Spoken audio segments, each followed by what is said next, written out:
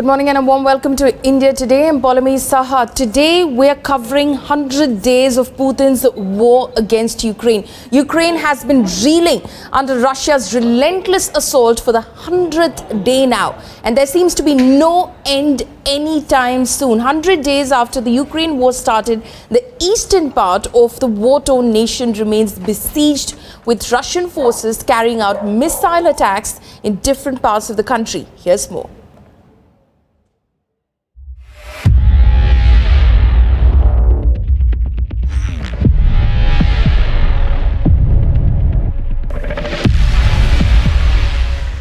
The fire in Eastern Europe has been burning out for the last 100 days.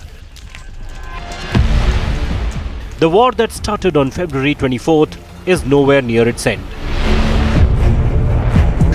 I've taken the decision to conduct a special military operation. Its purpose is to protect people who have been subject to abuse and genocide by the Kiev regime for 8 years.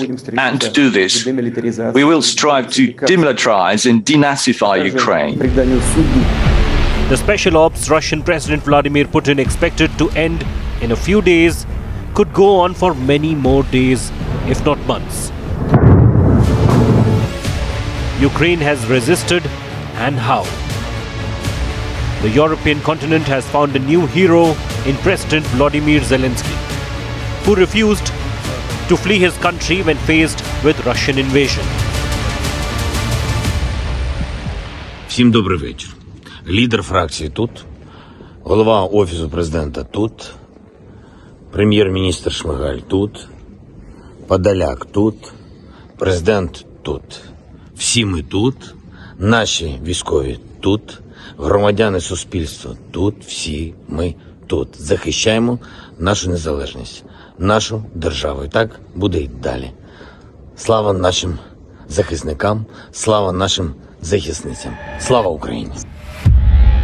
Russia advanced quickly through eastern Ukraine, but faced the Ukrainian might as its forces neared Kyiv.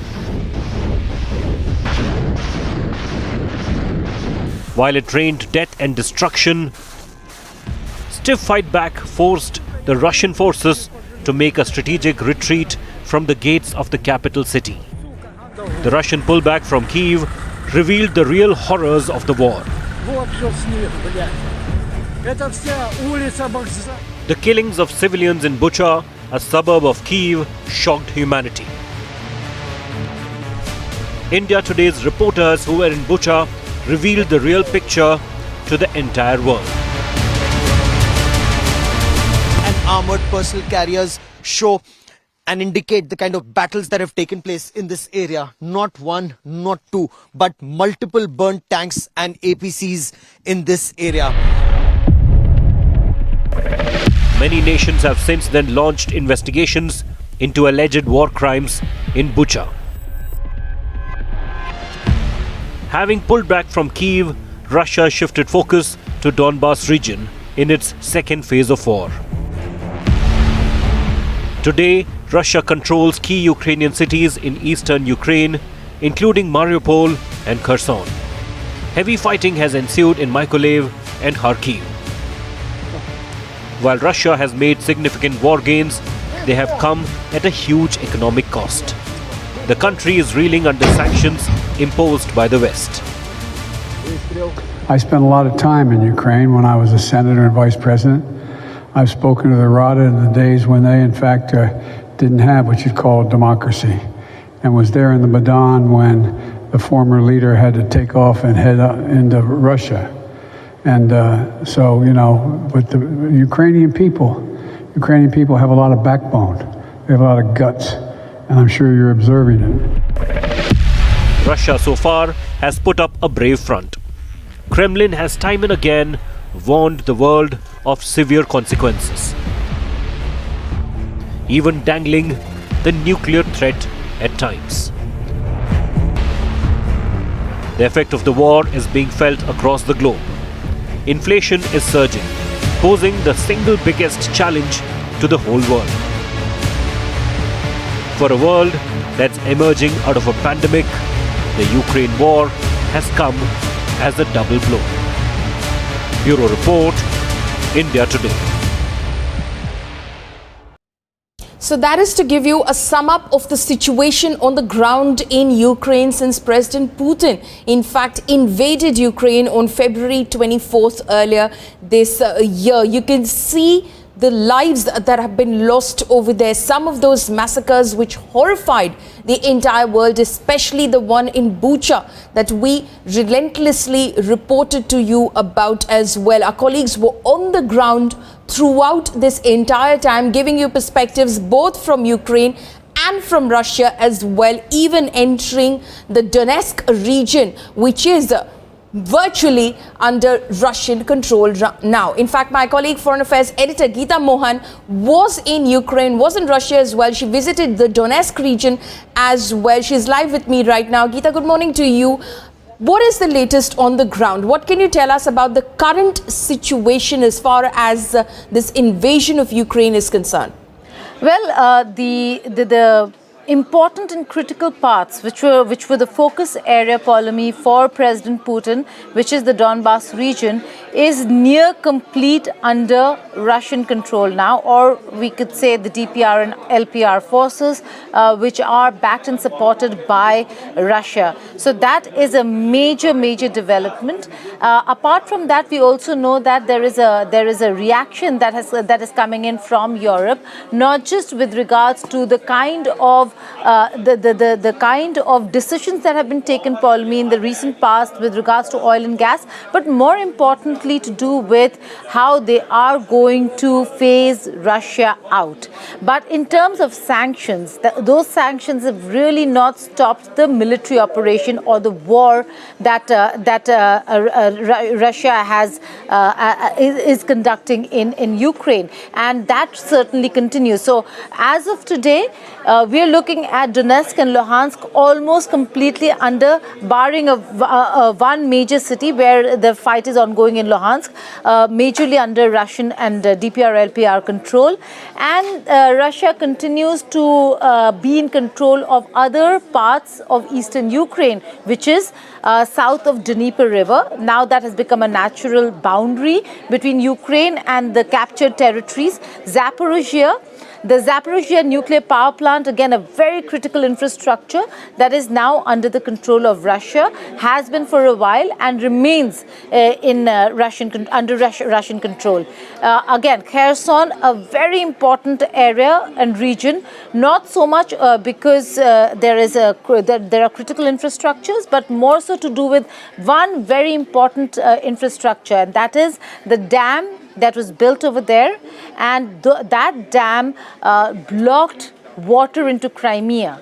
The difficulties that Russia had in maintaining water supply in Crimea for the past 8 years has been immense. So the first thing that the Russian forces did the moment they took over Kherson was they blew up that dam.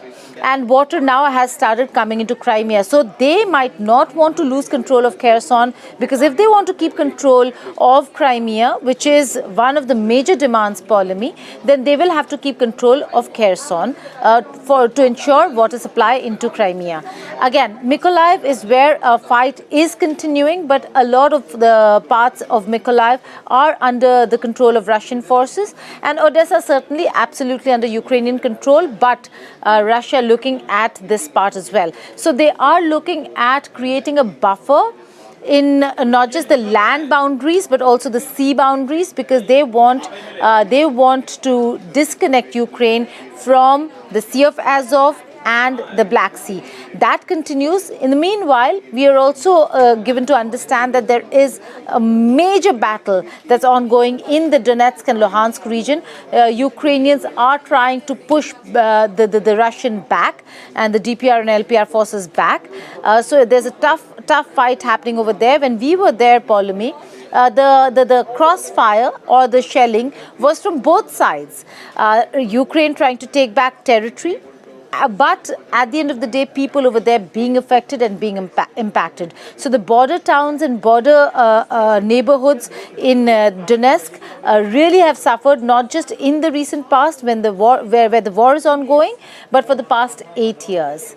So that's where it stands right now. Geeta, In terms of, the parts of Ukraine that you're talking about that Russia seems to have captured and occupied to a large extent, strategically, what does this mean? In terms of losses to Ukraine, what does this mean? Well, it is actually quite unfortunate when it comes to what is Ukraine going to do now, Pauline, because everybody is saying that war cannot be the solution, that they need to go back to the negotiating table. Now, if they have to go back to the negotiating table, what were the initial demands? The initial demands were that Donetsk and Luhansk be declared independent states by Ukraine, and that Crimea be recognized as a territory and a part of Russia. These are two major demands of Russia, apart from a non-negotiable red line, which is not joining NATO. Now, these were the red lines and the areas that were covered. But what is the upper hand that Russia now has? Russia has the upper hand of having captured territory beyond the Donbas region, and which is what we were talking about: Kherson, Mykolaiv, parts of Mykolaiv, Zaporozhye, the Zaporozhye nuclear power plant. And like one of our Indian strategic affairs expert, Brahma Chalani, said that this is a very important region. Eastern Ukraine is critical not just because it's part of Ukraine, Polemy, but because the industries are based here. There is the ports are based here. Russia is already in control of the Mariupol port, a very critical infrastructure. Odessa is still not under their control, but most of the waters are under the control of Russian forces outside of Donbas. Mariupol is considered part of Donetsk. So DPR forces, but Russia is in control. So these are critical infrastructure area that now is under the control of Russia. So if they go to the negotiating table, they have an upper hand.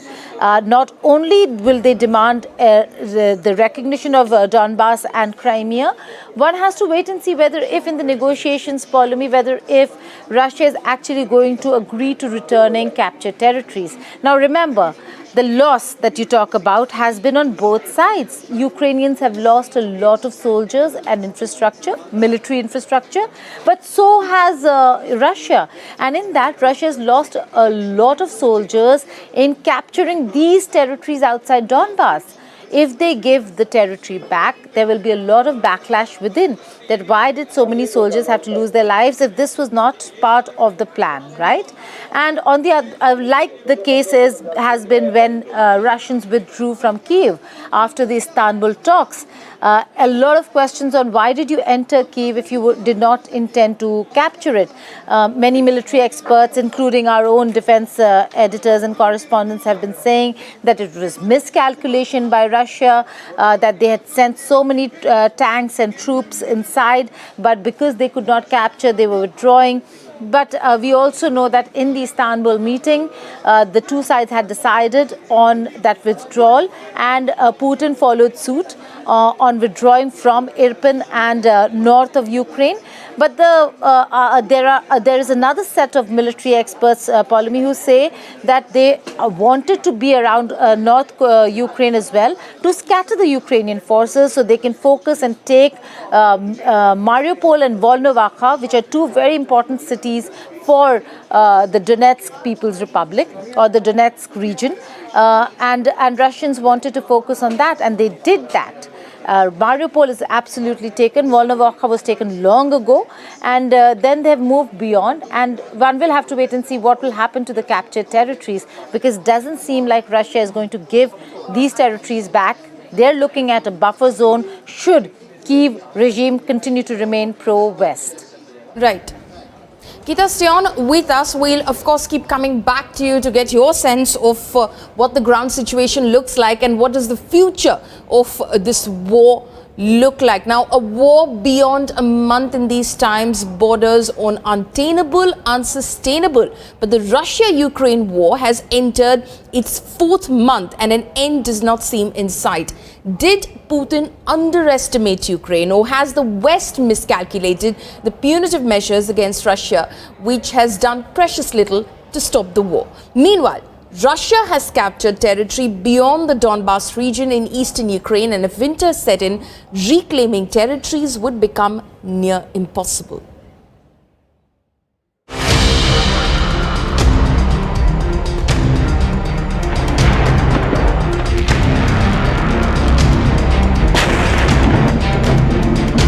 100 days of a deadly war which has led to millions rendered homeless.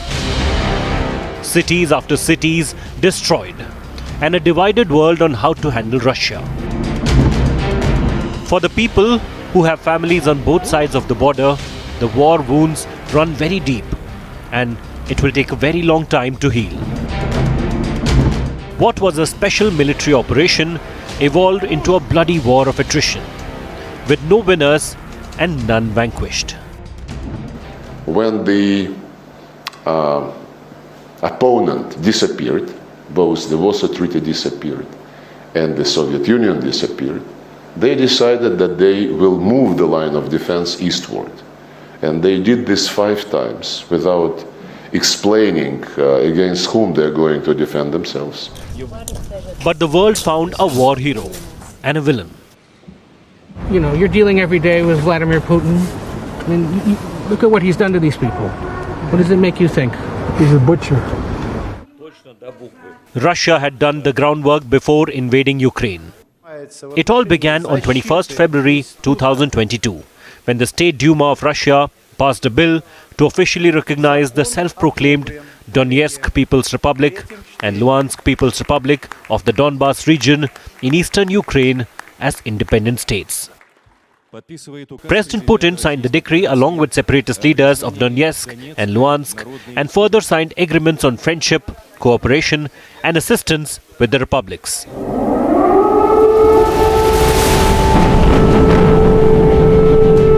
On 24th February, Russia invaded Ukraine after DPR and LPR sought assistance from Moscow to demilitarize and denazify the region. Бахмут, Попасна, Severodonetsk. In this axis, the occupiers have concentrated the most significant activity for now. They created a bloodbath there and are trying to destroy everything. Everything alive. Literally, no one has destroyed Donbas in the way that the Russian troops are doing now. I'm grateful to everyone, all our warriors who hold positions and have the bravery to counterattack. Позиції і мають хоробрість контратакувати. But Putin has gone beyond the Donbas, and the timelines have shifted. What was supposed to be a quick, shock and awe invasion has gone on for more than 4 months. Beyond the Donbas, Russia continues to conduct long-range missile strikes against infrastructure across Ukraine, the UK's Ministry of Defense said. Putin failed to topple Zelensky's regime, putting in place a pro-Russia leader like Medvedchuk.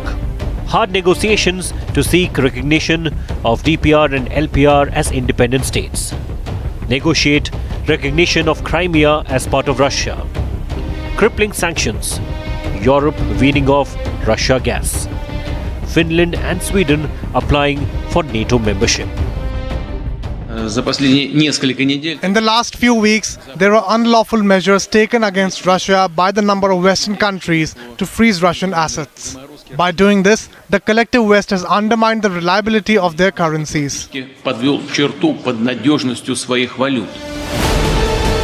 But on sanctions, Moscow is still holding out. In fact, the real test of stopping Russian gas imports will be seen during winters. Many European nations like Hungary, Slovakia are yet to find alternatives to Russian gas, and until that happens, many would seek exemption. The war has also led to severe food shortage and rise in food prices.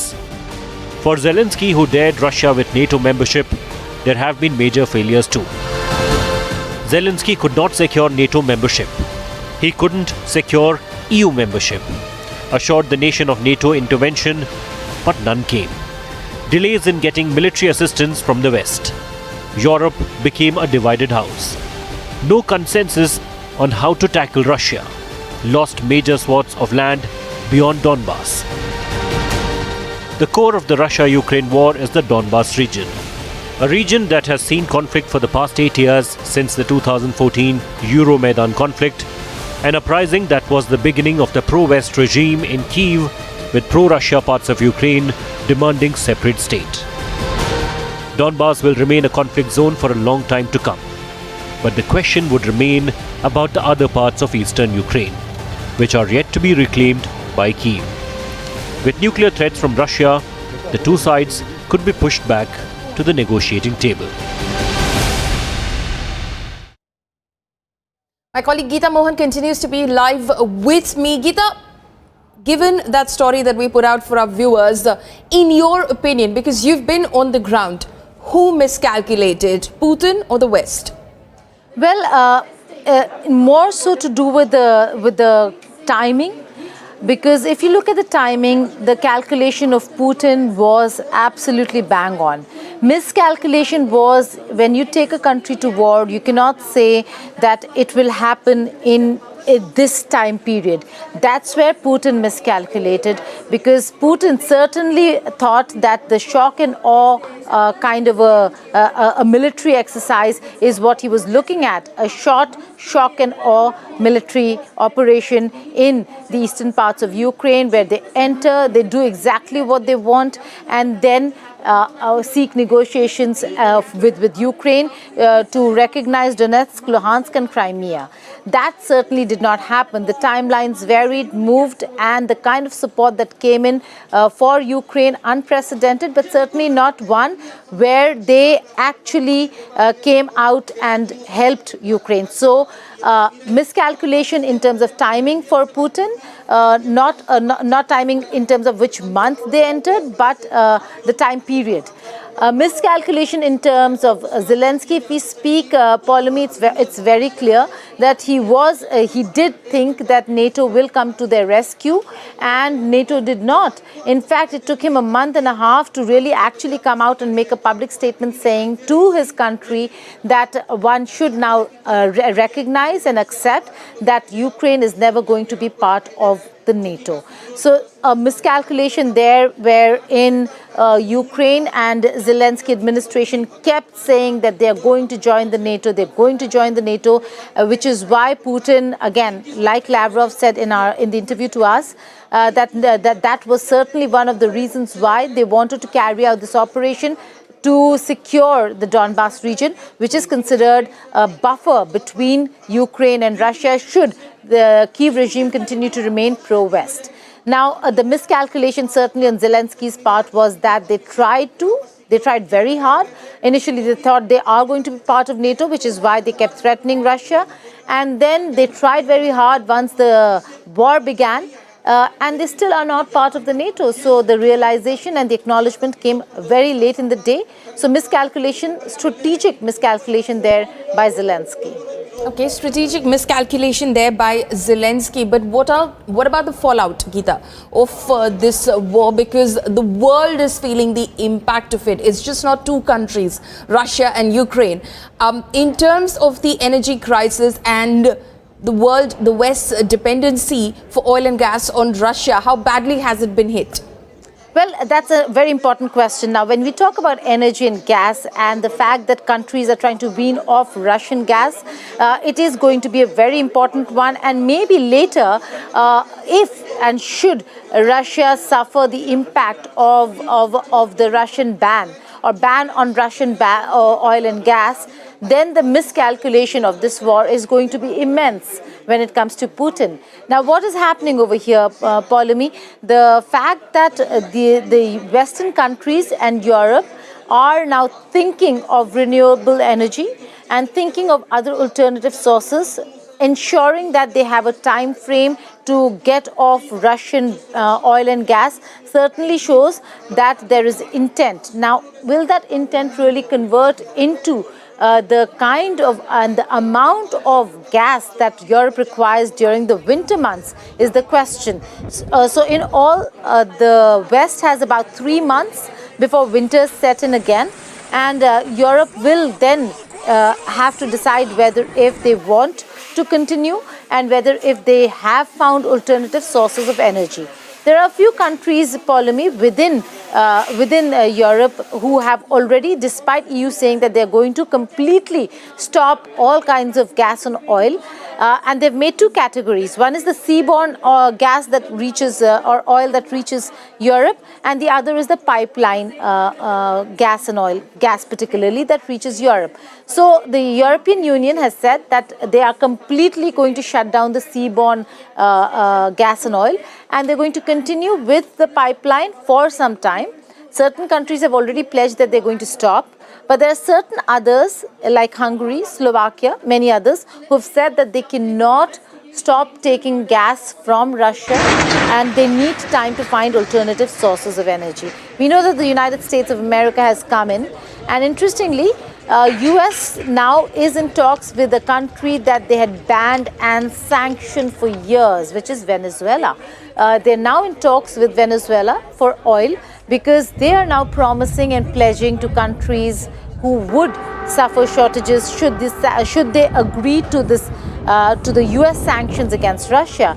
And if they agree, they will be short of oil, which is why US is pledging that they are then going to look for oil for these countries who basically are dependent on oil, not so much on gas. And that's why they're looking at Venezuela, a country that had sanctioned and had not had any diplomatic contacts for so many years. They've now opened up talks and conversations with Venezuela. So that's an interesting aspect that you'll be seeing in the coming days. A lot of geopolitical dynamics changing, not just in the region, in Eurasia, but also a lot in West Asia. That is, the countries that will be providing oil to the world and do provide oil to the world. So a request had gone from the United States of America to Saudi Arabia as well to increase their output, and they clearly refused because they are looking at their own self-interest, and it is not in their interest to increase oil output to accommodate the demands of those countries who are going to fall in line with the United States of America and US sanctions. Right. Geeta, stay on with us. We'll of course keep coming back to you. Now, the man who runs Russia is estranged from his family. He lives a life in public, but it's lonely life. It's a lonely life full of threats that he alone has to battle all the time. Ukraine intelligence chief in May had claimed that as recent as in March this year, an attempt was made on Vladimir Putin's life. He survived, but now lives under constant threat of coup. Here's a report. Once an agent of sophisticated spy agency KGB of USSR, Vladimir Putin is no stranger to coup or assassination bids. Russian history from the days of Tsar Ivan the Terrible have always relied on intricate surveillance of its population and inner governing circuits. The KGB was responsible for this in the USSR regime. In modern Russia, the job is performed by the FSB. Vladimir Putin relies on them heavily. Right after his invasion of Ukraine in the early weeks of March 2022, Putin reportedly survived an assassination bid. There is no official confirmation of it from the Kremlin. Head of Ukraine's Chief Intelligence Directorate, Khyrylo Budanov, in an interview to a Ukrainian media outlet, claimed that there was an attempt to assassinate Putin. He was even attacked, it is said, by representatives of the caucus not so long ago. This is non-public information. It was an absolutely unsuccessful attempt, but it really happened. It was about 2 months ago. I repeat, this attempt was unsuccessful. There was no publicity about this event, but it took place. The Caucasus region includes the once restive Republic of Chechnya, which saw a bloody Islamist insurgency that Putin had suppressed. Budanov also claimed that a coup is brewing in the Kremlin corridors. This will lead to a change of leadership of the Russian Federation. This process has already been launched, and they're moving that way.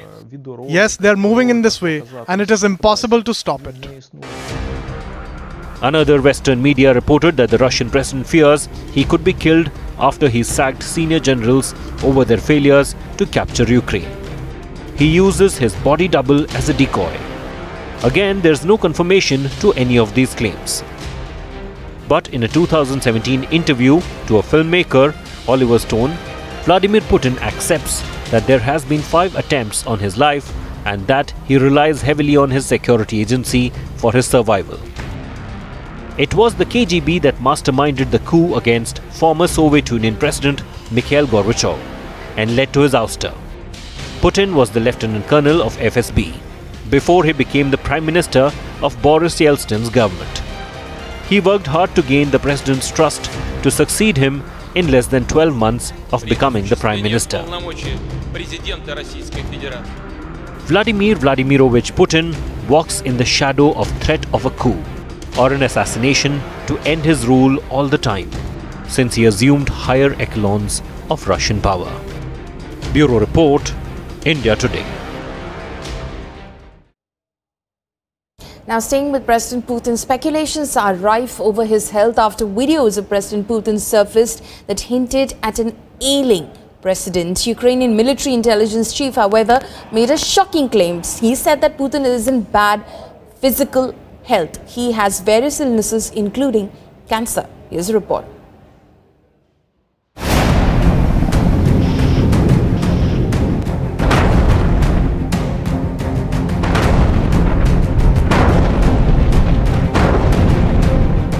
April 2022. Russian invasion of Ukraine was about 2 months old. Russian President Vladimir Putin had a meeting with his defense minister Sergei Shoigu. In the video recording and the photographs of the meeting, the Russian president's physical appearance raised a few eyebrows. He's seen slumping and clinging to the edge of a tiny table as if to steady himself against a tremor or vertigo. He did not let go of the table in the entire 12 minutes of the video. Putin moves his feet up and down, appears restless and tense, and clears his throat a number of times while listening to the minister's briefing. Within another couple of weeks at the Victory Day parade in Moscow, the Russian president is seen sitting among the veterans with a warm blanket covering his lap. He was the only one on the dais with a blanket. Then came an explosive interview of the man heading Ukraine's intelligence agency. We can confirm that Putin is in very bad psychological and physical condition. He is very sick. He has various illnesses at the same time, one which is cancer. In the second week of May, a US magazine reported on an audio recording of a conversation between a Western venture capitalist taped in mid-March with the Russian oligarch close to President Putin. In this secretly recorded conversation, the magazine reported that the oligarch refers to the Russian president and says he absolutely ruined Russia's economy, Ukraine's economy and many other economies. He even goes on to say that the problem is with his head. One crazy guy can turn the world upside down. The information is not verified, but there are certain factors that can't be ignored. The fact that the man at the helm of Kremlin affairs completely isolated himself throughout the COVID-19 pandemic and seemed paranoid with screenings of guests raised few sincere questions about his sound health conditions. Russian independent media reported that anyone who wanted to meet or get close to the Russian president were asked to take a PCR test and even provide fecal samples. Vladimir Putin had meetings with foreign visitors both before and during the war, at medieval banquet-length tables that ensured complete social distancing, but neither he nor any of his guests ever wore a mask at any of these meetings. This October, Vladimir Putin will turn 70 years old. He is no longer the agile alpha man in his late 40s, who took charge of the Russian presidency for the first time in 1999 December. Moscow grapevine is ripe with rumors and doubts about the president's physical and psychological well-being. Now, as the Russia-Ukraine war enters its third month, a chilling claim has been made by a Russian intelligence officer. The Russian officer, in fact, has claimed that President Putin is losing his eyesight and he has been given only 3 years to live. Is Putin not fit to lead the war? Here's a report.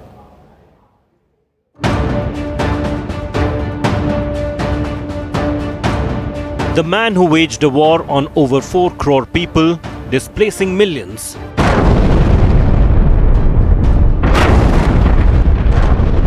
The man who changed the world order overnight. Russian President Vladimir Putin may have only 3 years to live. This chilling claim comes from a Russian intelligence officer. A Federal Security Service officer quoted by The Independent has claimed that Putin suffers from a rapidly progressing cancer. The officer has also alleged that 69-year-old Putin is losing his eyesight. The claims come amid growing speculation that Putin's health is deteriorating rapidly. The Kremlin has denied reports on Putin's health condition. Russian Foreign Minister Sergei Lavrov on Sunday said there were no signs pointing to any ailment or illness. The Independent reports the FSB officer revealed the information on Putin's health to former Russian spy Boris Karpechkov, who is currently living in the UK. The Russian officer reportedly said, "We are told he is suffering from headaches, and when he appears on TV, he needs a piece of paper with everything written in huge letters to read what he is going to say. They are so big, each page can only hold a couple of sentences. His eyesight is seriously worsening," the spy said, adding that Putin's limbs are now also shaking uncontrollably. Rumors about the Russian president's health reportedly originated through the popular Russian telegram channel General SVR. The channel claimed that Putin's doctors had warned him a surgery might incapacitate him for a short time, and that during this period, the president should briefly hand over the reins of power to an aide. The Russian president had also undergone cosmetic procedures in a bid to improve his tough guy image. Bureau Report, India Today.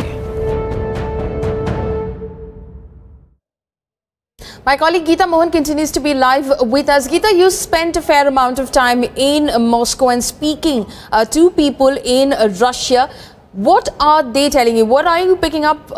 What did you pick up from the Moscow grapevine? The people in Moscow are very clear initially that they themselves were in shock because they did not think that that Putin will actually take the country to war.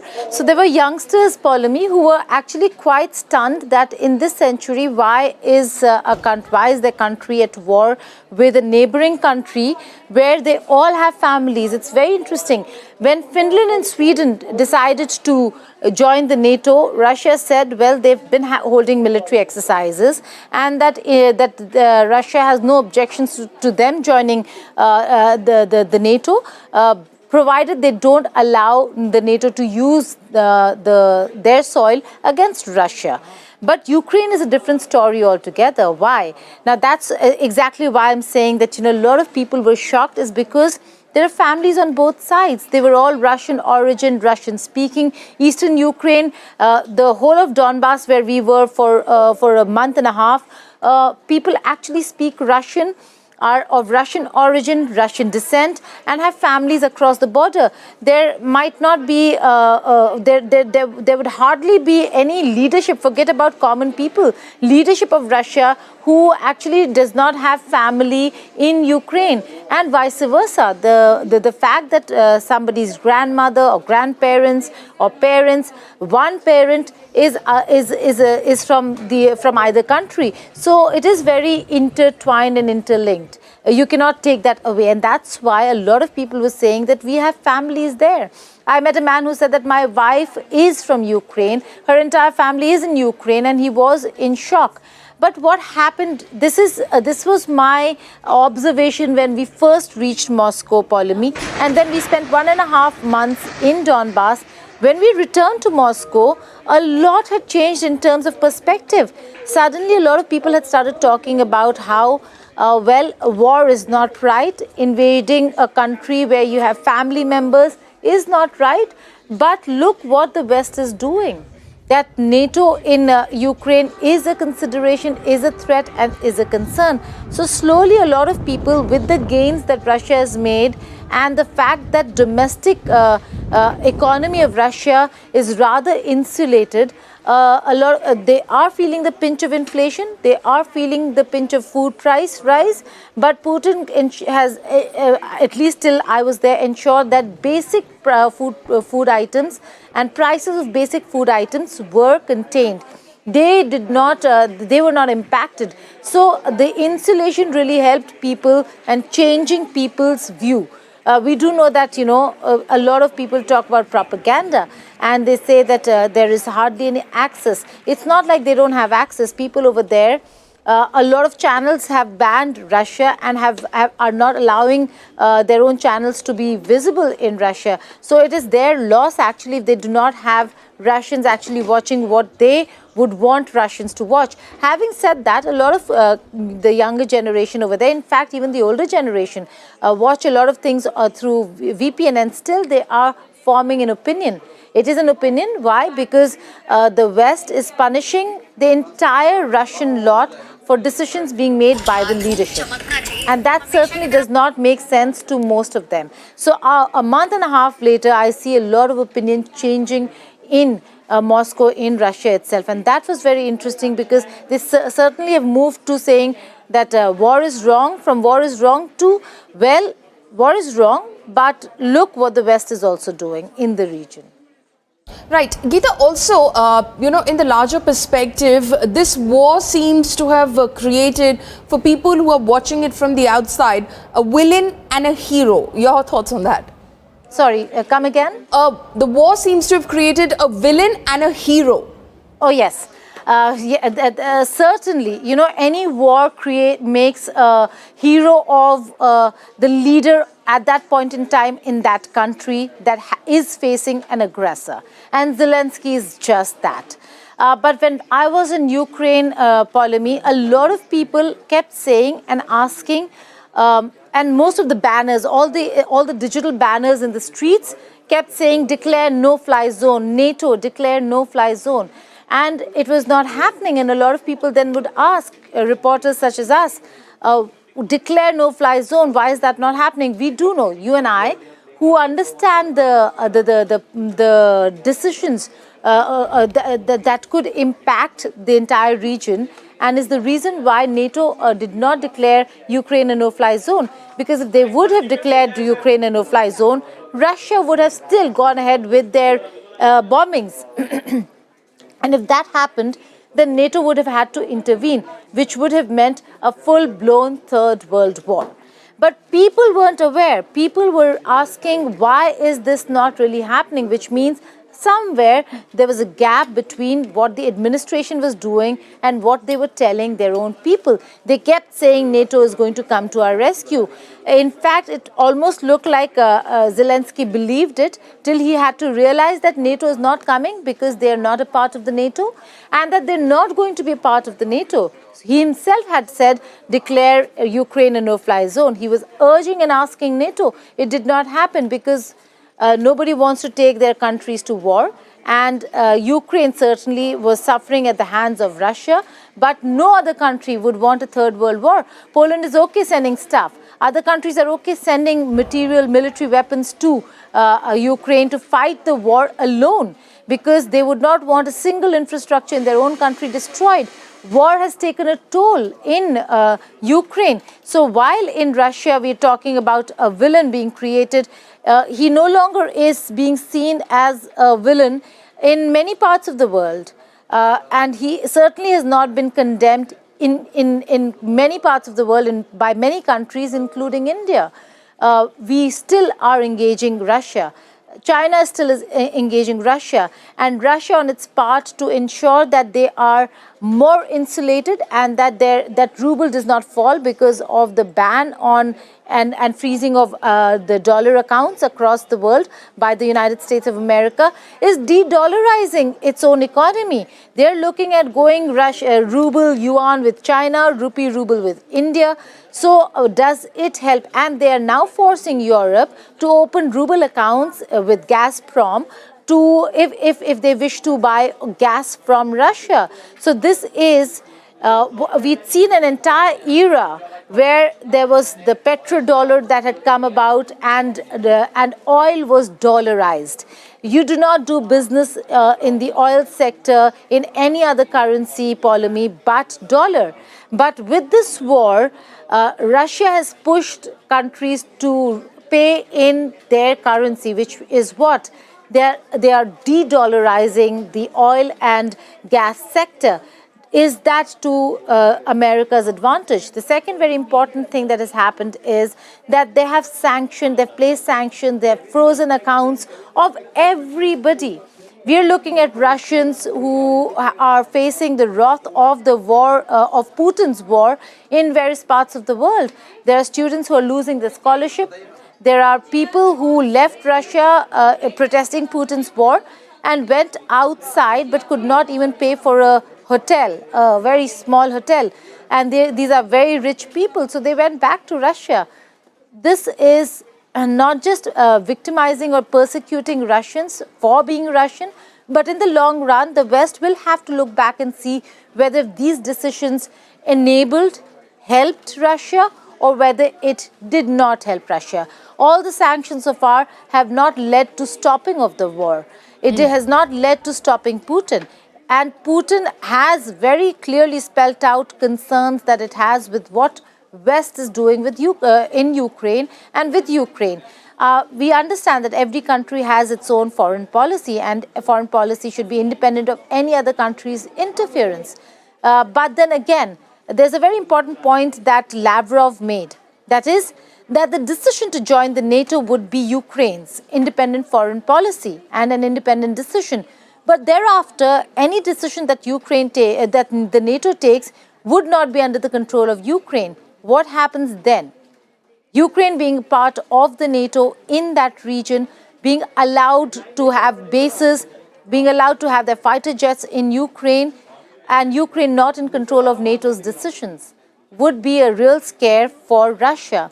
A lot of countries have, and I make this comparison only because you say a villain has been, there's a villain that has been created and a hero. In that hero, in some time, people will have to start questioning as whether if he had his strategy in place or not, whether if he had his deals with the West in place or not. Look at Finland.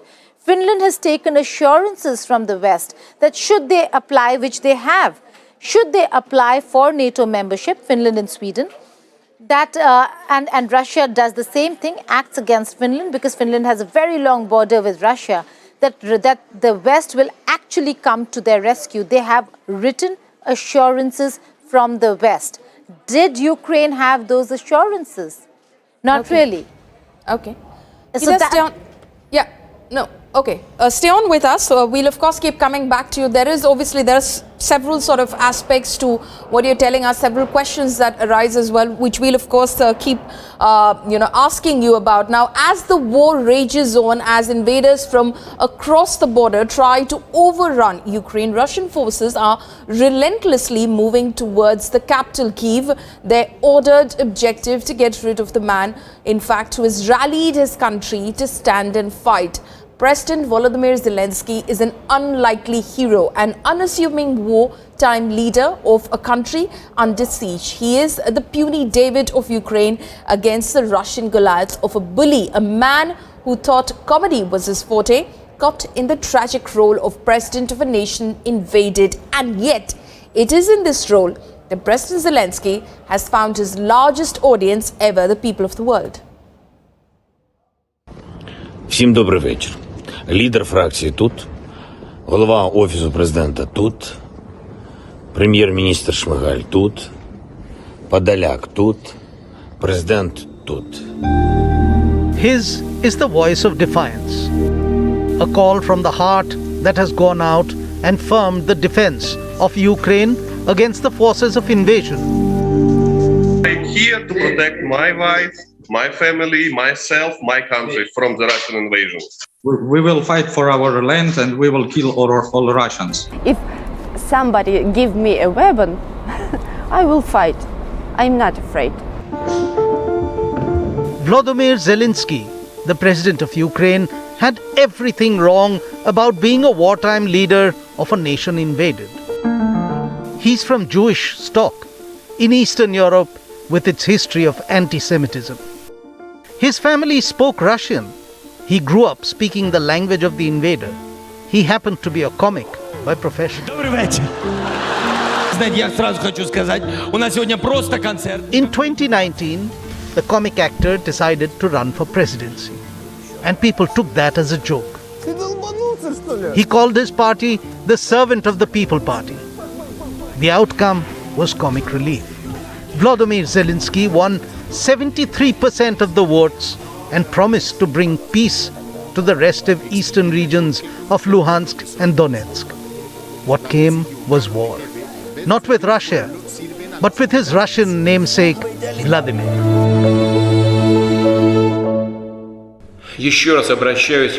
Once again, I appeal to the servicemen of Ukrainian armed forces. Don't let neo-Nazis and Banderites use your children, your wives, and old people as human shields. Take power into your own hands. It seems that it will be easier for us to come to terms with you than with this gang of drug addicts and neo-Nazis who settled in Kyiv and took all Ukrainian people hostage.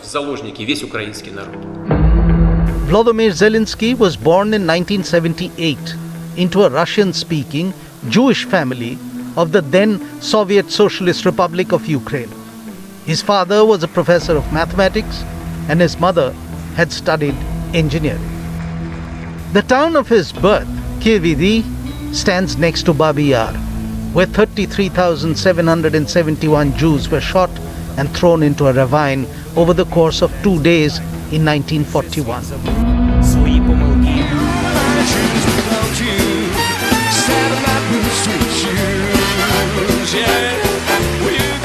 Zelensky studied law and earned a degree in it, only to found a TV entertainment company. Zelensky found success in his vaudeville act. He and a few friends created a comedy troupe that became a famous act not just in Ukraine, as well as other Russian-speaking regions of a post-Soviet world. The prism through which Volodymyr Zelensky viewed the world changed when Vladimir Putin invaded the land of his birth in 2014. That was what made him take his first political step. He donated a fortune to arm the then weak army of Ukraine. He chose his side when he relocated his production company to Kyiv and began to fully master the Ukrainian language. Something that was to be a big help when he played the most successful comic role of his life. In the TV series Servant of the People, Zelensky plays a school history teacher whose rant against the rampant corruption in government gets recorded without his knowledge by a student and is posted on social media. The video goes viral, and without even wanting the job, the teacher gets elected president of Ukraine. And then, through set pieces, bumbles his way to become a heroic leader of his country. On 20th of May 2019, facts overtook fiction when the 41-year-old Volodymyr Zelensky took the oath of the highest office in Ukraine. And when the new president had to make his inaugural address, he said, "It wasn't just me who took the oath." He said, "Each of us put a hand on the constitution and each of us has sworn loyalty to Ukraine." It was an oath of loyalty that the unlikely politician would prove himself worthy of in the conflicts to come. Despite the fact that entertainers entering politics are viewed, if not with suspicion, but certainly with skepticism. Наявною у нас інформацією ворог позначив мене як ціль номер 1, мою родину як ціль номер 2. President Volodymyr Zelensky of Ukraine is believed to be number 1 on Vladimir Putin's hit list. Western intelligence agencies have claimed this, and Zelensky himself has acknowledged it. He says his family is second on the list, but that he and they will remain in Ukraine. He categorically turned down a US offer of evacuation. Instead, he asked for arms. Nobody will force us Ukrainians to give away our freedom, our independence, our sovereignty. But it looks like the Russian leadership is trying to do it just by the way of destroying their own country. To prove that he is still there and not running away, the president of Ukraine has been regularly posting self-taken videos in front of the very recognizable presidential palace, telling the people of Ukraine that he is living up to his promise, even if he has to die for it. Слава Україні! Volodymyr Zelensky, the president of Ukraine, is playing the role of a lifetime.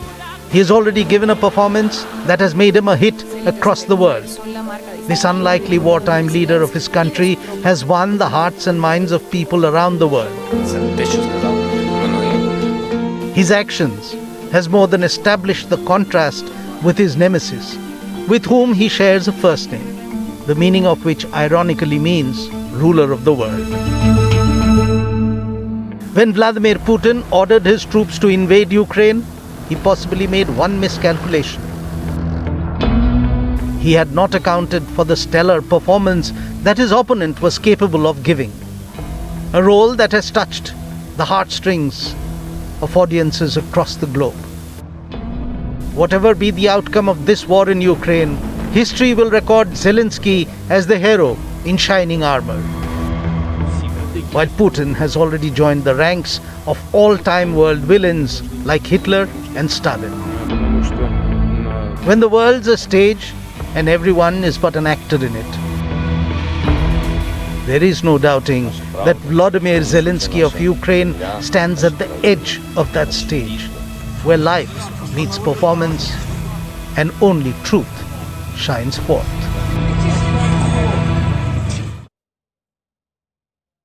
My colleague Geeta Mohan, our Foreign Affairs editor, continues to be live with us. Geeta, speaking of the Ukrainian leadership, how has their performance been? How is the world viewing their performance while we speak of it here on the 100th day of Russia's invasion of Ukraine? Well, very resilient, very strong. They have not cowed down to any of the demands made by the Russians. They are sticking to what they think is right. Ceding territory is not an option. It's non-negotiable, but that makes negotiations very hard because Russia is very clear that Donetsk, Luhansk and Crimea are non-negotiable.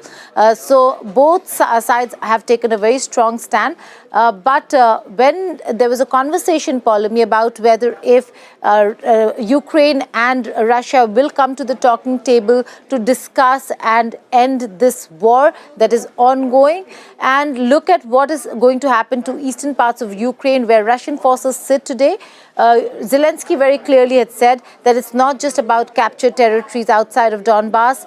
Donbass is an integral part of Ukraine and we are not going to cede territory. So that position of Ukraine makes it doubly difficult now for both sides to come to the negotiating table because Russia, particularly President Putin's view is very clear on the Donbass region.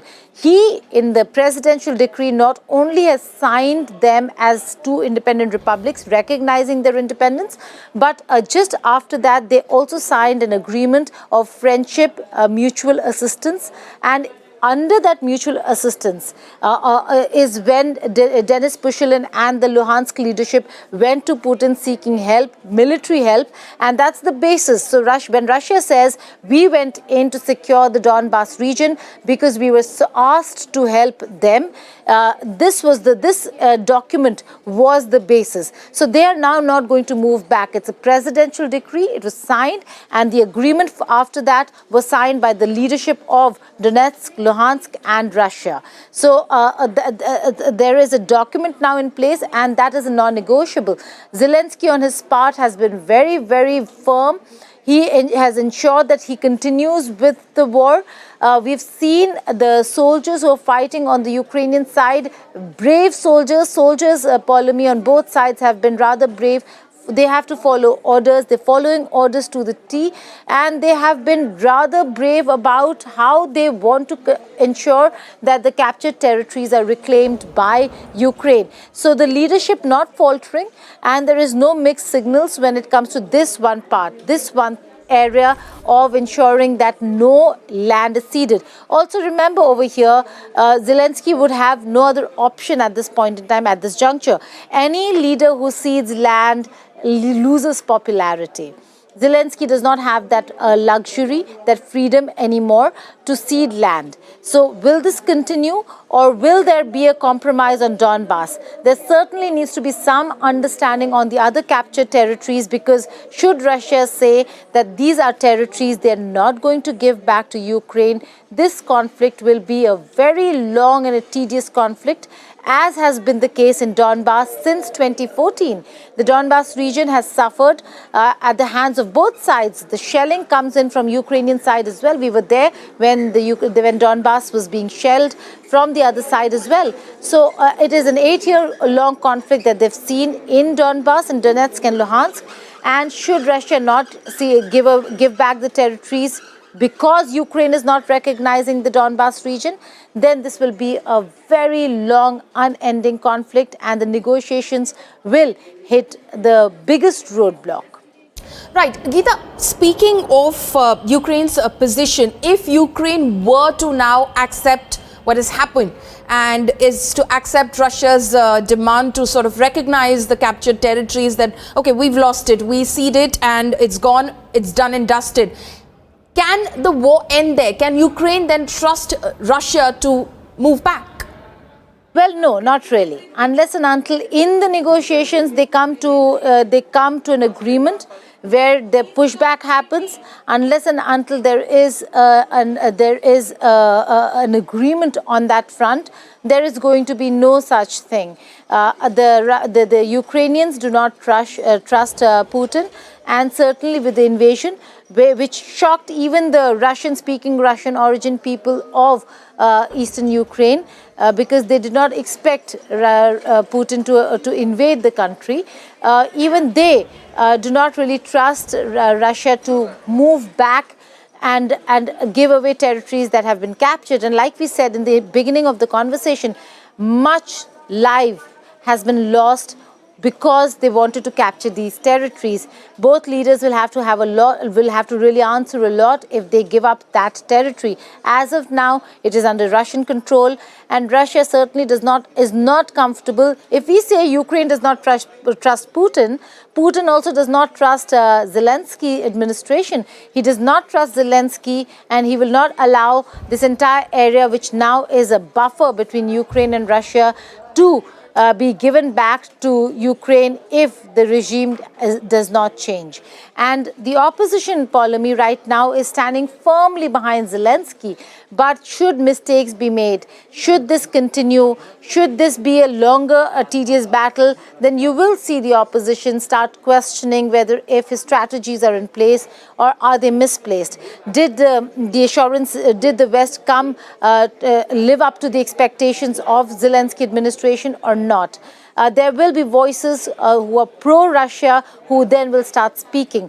But the point that the question that you asked about land, if he cedes land, then certainly the opposition will use that to topple the government. And that would be something that maybe Putin would want. But who, if not Zelensky? At this point in time, the country has come together to fight Russia. If they start breaking up, if there is internal conflict there, then there will be a problem in winning the war itself. So a lot of questions, a lot of layers. This is not going to end soon, and it certainly is not going to be a pretty sight.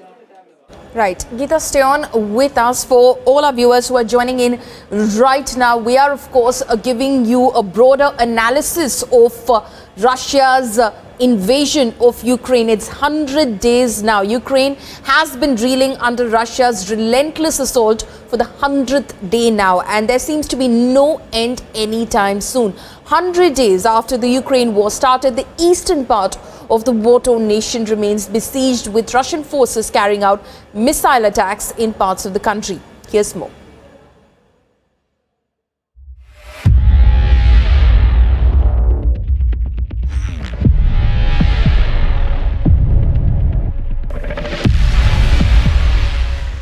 The fire in Eastern Europe has been burning out for the last 100 days.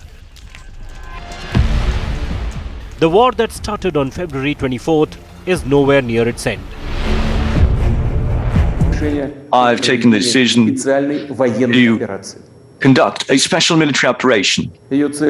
Its purpose is to protect people who have been subject to abuse and genocide by the Kiev regime for 8 years. And to do this, we will strive to demilitarize and denazify Ukraine. The special ops Russian President Vladimir Putin expected to end in a few days could go on for many more days, if not months. Ukraine has resisted, and how? The European continent has found a new hero in President Volodymyr Zelensky, who refused to flee his country when faced with Russian invasion. Всім добрий вечір. Лідер фракції тут, голова Офісу президента тут, прем'єр-міністр Шмигаль тут, Подоляк тут, президент тут. Всі ми тут, наші військові тут, громадяни суспільства тут, всі ми тут. Захищаємо нашу незалежність, нашу державу. І так буде і далі. Слава нашим захисникам, слава нашим захисницям. Слава Україні! Russia advanced quickly through eastern Ukraine, but faced the Ukrainian might as its forces neared Kyiv. While it rained death and destruction, stiff fight back forced the Russian forces to make a strategic retreat from the gates of the capital city. The Russian pullback from Kyiv revealed the real horrors of the war. The killings of civilians in Bucha, a suburb of Kyiv, shocked humanity. India Today's reporters who were in Bucha revealed the real picture to the entire world. And armored personal carriers show and indicate the kind of battles that have taken place in this area. Not one, not two, but multiple burnt tanks and APCs in this area. Many nations have since then launched investigations into alleged war crimes in Bucha. Having pulled back from Kyiv, Russia shifted focus to Donbas region in its second phase of war. Today, Russia controls key Ukrainian cities in eastern Ukraine, including Mariupol and Kherson. Heavy fighting has ensued in Mykolaiv and Kharkiv. While Russia has made significant war gains, they have come at a huge economic cost. The country is reeling under sanctions imposed by the West. I spent a lot of time in Ukraine when I was a senator and vice president. I've spoken to the Rada in the days when they, in fact, didn't have what you'd call democracy, and was there in the Maidan when the former leader had to take off and head into Russia. And so, you know, but the Ukrainian people have a lot of backbone.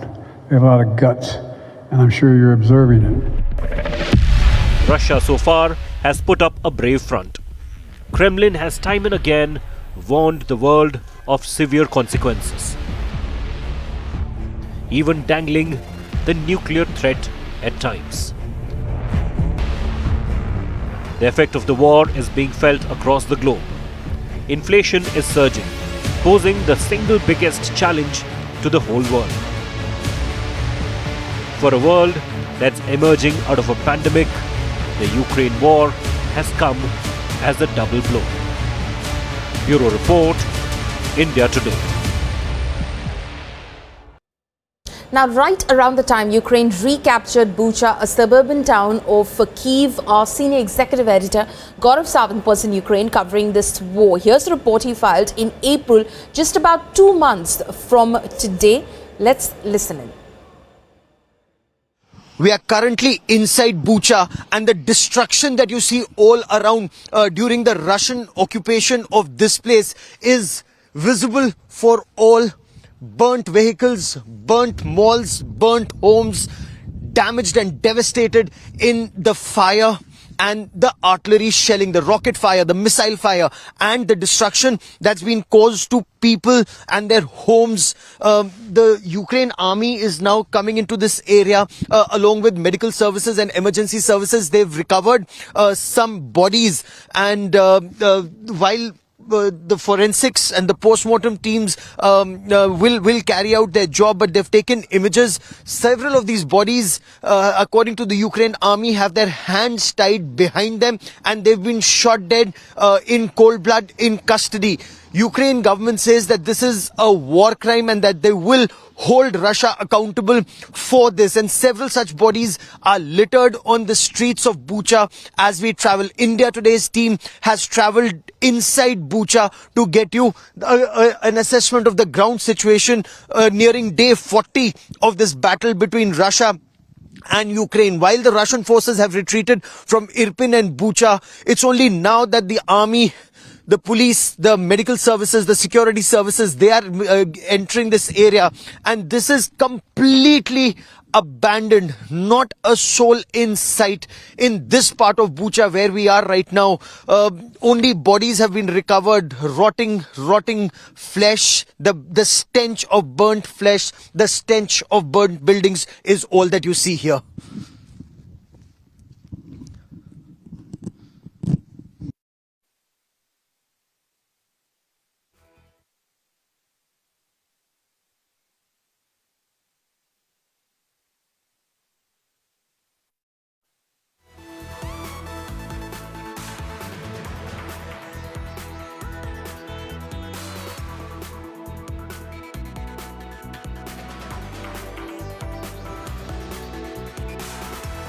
The destruction that the Russian army which invaded Ukraine caused in Bucha, which is just on the outskirts of the capital Kyiv. My colleague Gaurav Sawant in fact visited the area while he was of course extensively covering the Ukraine war. On April 3rd he visited the area, and you can see those images of absolute destruction that was caused on the ground by the Russian army which invaded Ukraine. Russia of course continues to invade Ukraine. This is the 100th day of Russia's invasion of Ukraine. Ukraine, of course, resiliently stands up. People forced to live outside. Right now, the temperature here is -2. It's snowing. It was raining a short while back, but people have nowhere to go. There is no electricity. There is no water. There is no gas. In fact, if you just come around, a few families that remain here, they're cooking their food out in the open, and we'll show you how they're surviving in this extreme cold. It's only now that the agencies have reached here, but this family, as you can see, they've got their pots outside and they're cooking a meal for them outside in the open, and yet the lady has a smile on her face. Cameraman Lalit Mohan Joshi, I'm just requesting you to come forward, and we're trying to talk to them in these difficult circumstances. How are you? Are you okay? Ні, ви мене як звати, правильно я розумію? Люба. А ви мене зрозумієте мою українську? What are you making? What are you eating? So there's just some chicken and water. They're boiling it together. That's their only meal, because none of these houses have any power, nowhere to cook inside, no gas, and this cold. And what is actually heartbreaking in these images, we'll just walk. They live here, they eat here, and they've had nowhere else to go. So bad is the situation that Tatya has just buried her child who was killed in shelling right here, and she broke down as she explained that to me, that the child must be very cold inside. So she made a cup of tea, and she's put tea and her child's favorite chocolates on that grave that has been just dug here. And there are other graves that have been dug in this area after the shelling in Bucha. The situation here, extremely heartbreaking. The manner in which these people have survived close to 40 days of an intense Russian attack, and Ukraine armies fight back in this area. With cameraman Lalit Mohan Joshi in Bucha, Ukraine, Gaurav Sawant for India Today. Really? The burnt infantry combat vehicle, the burnt tanks and cars on this road and several roads around give you an idea of the kind of battles that have been fought in Bucha in the past 40 days. The Russian soldiers may have retreated, but for every inch of territory, there was a fierce battle with thousands of civilians, unfortunately, trapped in the crossfire. Now, this burnt BMP, burnt infantry combat vehicle here, the burnt Lexus there, the burnt Mercedes behind that show how pitched battles were fought inside the streets of Bucha. Burnt homes, an indication that civilians were caught in this deadly, deadly crossfire that took place in this area. Screen and kill those inside. A family, you can see bodies still inside this car after so many days, devastated, lying on the road. A man, a woman, a child, and there are bodies that are also lying on the roadside, those who were killed in the shelling in this area. And this place in Bucha perhaps witnessed very bad, very intense fighting and shelling from both sides. Russia trying to move towards Kiev, the Ukrainian army trying to stall the advance, and the battlefield was here in Irpin and in Bucha. But today, finally, when agencies have come here after the Russians retreated towards Belarus and the Ukrainian forces have taken control of this area, it's only now that medical services are arriving here to retrieve these bodies, and there are a number of them lying on the roadside in front of buildings, in ditches. The Ukrainian army says some of them have their hands tied behind them and they were killed in cold blood. Some others killed in shelling. With cameraman Lalit Mohan Joshi in Bucha, Ukraine, Gaurav Samant for India Today.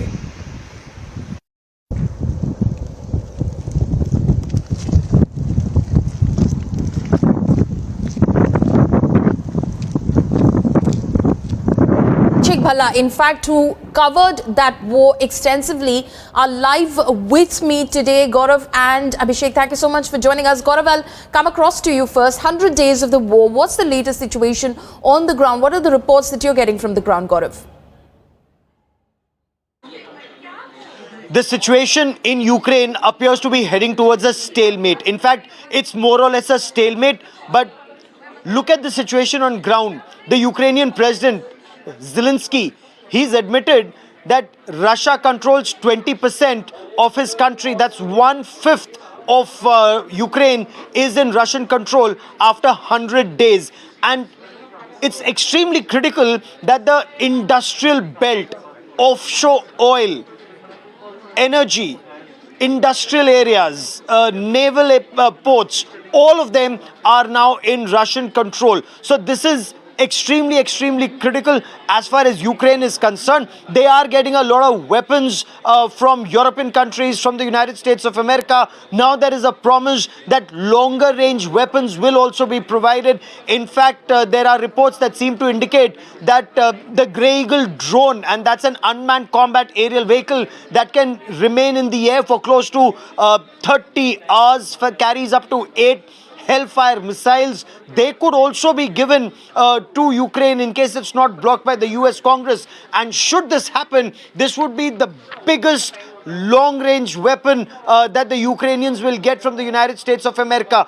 This could well be seen as an escalation by some, and Russia has said that the more weapons, the longer-range weapons that Ukraine gets is an indication that it's the West that's actually trying to prolong the war in Ukraine. Do we see a dialogue and a negotiated settlement? Perhaps not anytime soon, given the kind of weapons and systems that are being provided. Turkey is likely to provide more, Bayraktar unmanned combat aerial vehicles to Ukraine, maybe through Lithuania. There are longer-range artillery, rockets, other weapons and systems that are being provided to Ukraine. So after losing 1/5 of their country, they may try and fight to take it back, which would only prolong this war in the weeks and months ahead. Our defense editor Abhishek Bhalla is also live with us. Abhishek, as far as a resolution to this conflict is concerned, do you see that happening? Do you see either of the sides coming to the negotiating table? Because as far as this war is concerned, you can keep prolonging it, but the impact of it is being felt by both countries involved. Well, Pallavi, negotiations can only start once there's a ceasefire, and that's highly unlikely as of now. There is a big difference in where the war is headed now from what it was when it started, because in the initial phase, it seemed that the Russian forces will in fact lay a siege on Kyiv. They were barely 50 kilometers away. The heavy armor that they had brought in was a clear indication that Russia wants to perhaps enforce a surrender. Russian forces were in occupation of some of the major cities, not just in the eastern part where the fighting is restricted to now, but north of Kyiv as well. And I visited several of those cities, and there were telltale signs of how Russians were perhaps looking at a permanent occupation there, but they had to retreat. The reason for that was because the Ukrainians, were well equipped to take on the armor movement, the tanks that were advancing towards Kyiv.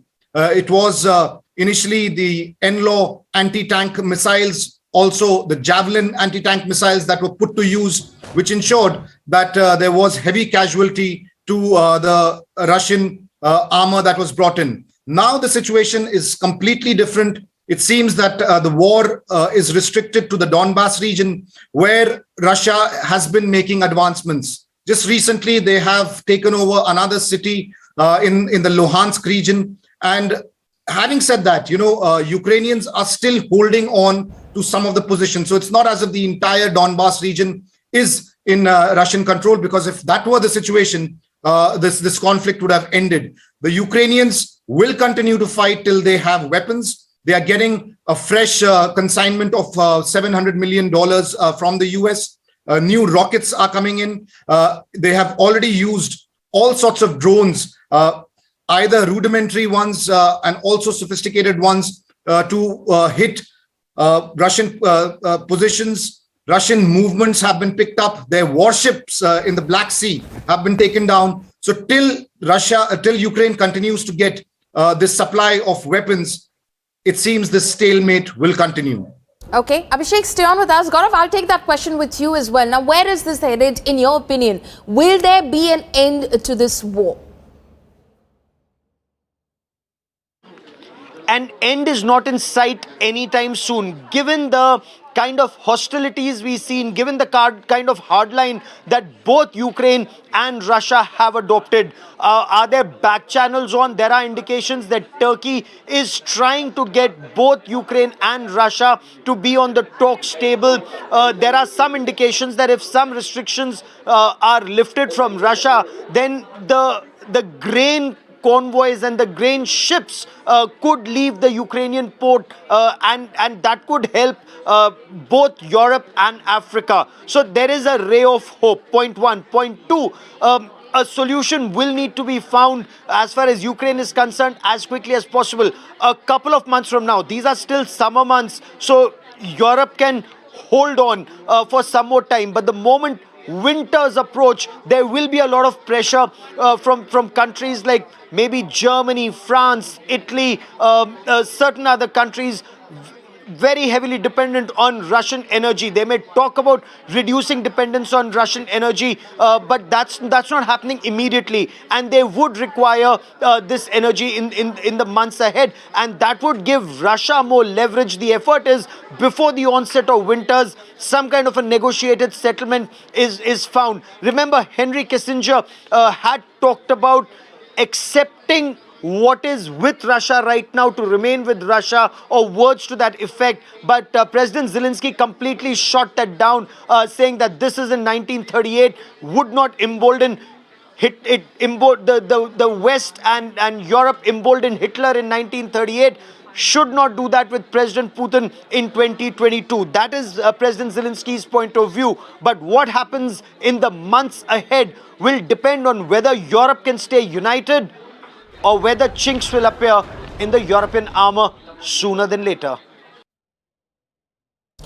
Abhishek Bhalla also continues to be live with us. Abhishek, there are two strategies that the West has in fact applied in terms of trying to support Ukraine and of course counter Russia. One is of course giving military aid to Ukraine, and the second is of course to sanction Russia. Are those sanctions actually working? Well, Pauline, you are right. I mean, there is a two-pronged strategy. One, as far as sanctions are concerned, and one, the military aid. What I can tell you is that if this military aid had not come in, if these weapons had not come in, we wouldn't have seen Ukraine, sustain for so long.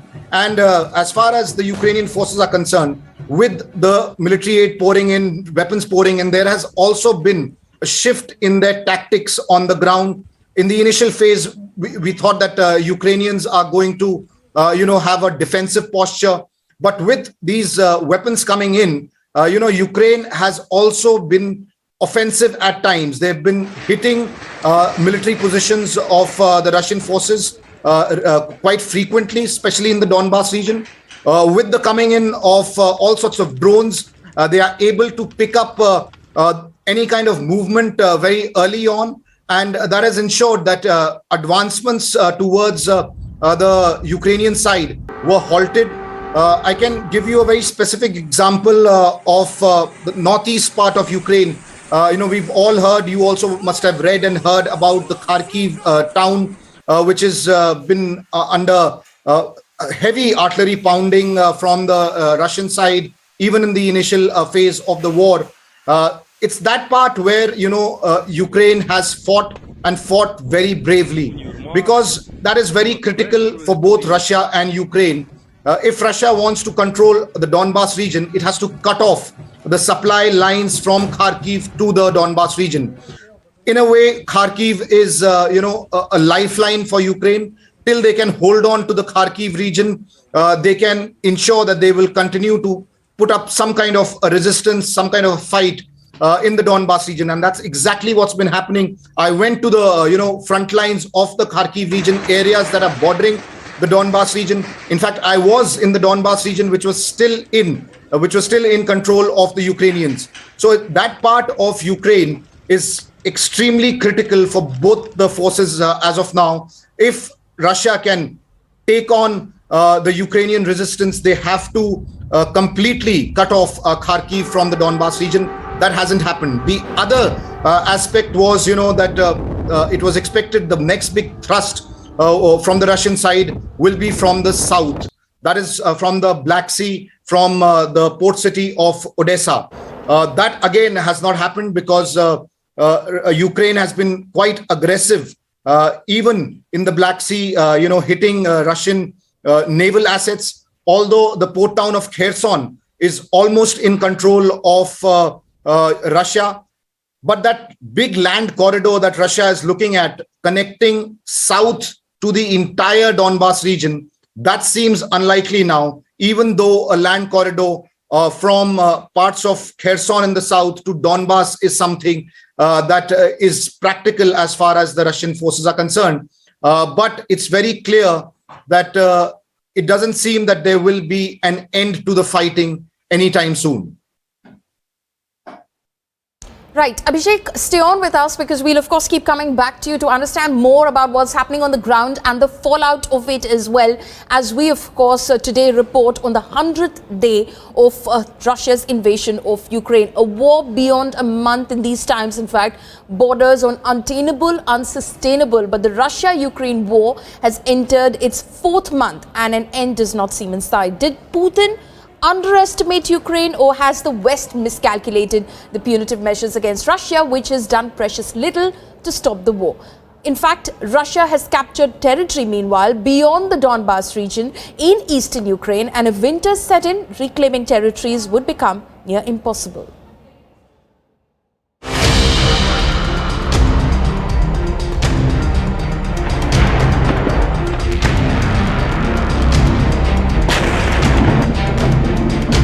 "100 days of a deadly war which has led to millions rendered homeless. Cities after cities destroyed, and a divided world on how to handle Russia. For the people who have families on both sides of the border, The war wounds run very deep, and it will take a very long time to heal. What was a special military operation evolved into a bloody war of attrition, with no winners and none vanquished. When the opponent disappeared, both the Warsaw Treaty disappeared and the Soviet Union disappeared, they decided that they will move the line of defense eastward. And they did this 5 times without explaining against whom they're going to defend themselves. But the world found a war hero and a villain. You know, you're dealing every day with Vladimir Putin. I mean, look at what he's done to these people. What does it make you think? He's a butcher. Russia had done the groundwork before invading Ukraine. It all began on 21st February 2022, when the State Duma of Russia passed a bill to officially recognize the self-proclaimed Donetsk People's Republic and Luhansk People's Republic of the Donbas region in eastern Ukraine as independent states. President Putin signed the decree along with separatist leaders of Donetsk and Luhansk and further signed agreements on friendship, cooperation and assistance with the republics.